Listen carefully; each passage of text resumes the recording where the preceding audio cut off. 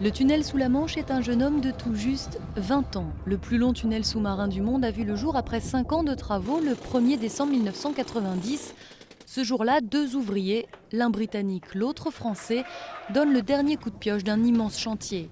20 ans plus tard, ils s'en rappellent comme si c'était hier. Le temps était exactement le même qu'aujourd'hui, il faisait un froid glacial. C'est quelque chose dont on se souvient. Et bien sûr, l'autre chose, c'était la fin de ce long travail dans ce tunnel sous la Manche.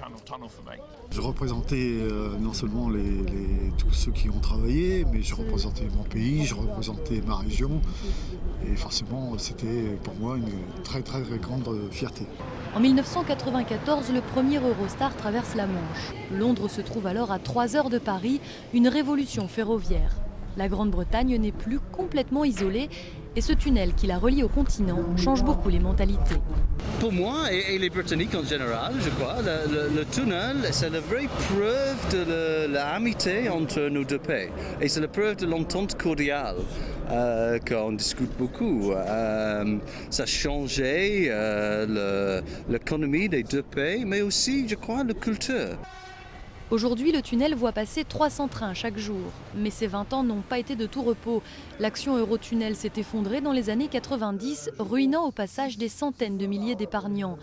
Malgré tout, le PDG du groupe voit les choses avec optimisme pour les 20 ans à venir. Le tunnel sous la Manche qui est là, qui est incontournable, qui a des réserves de capacité considérables. Notre part de marché est aujourd'hui de 40%. Je pense que nous continuerons naturellement à augmenter des parts de marché et nous serons incontournables sur le transmanche dans 20 ans. La concession tient jusqu'en 2086 et d'autres opérateurs qu'Eurostar sont prochainement attendus sur les rails.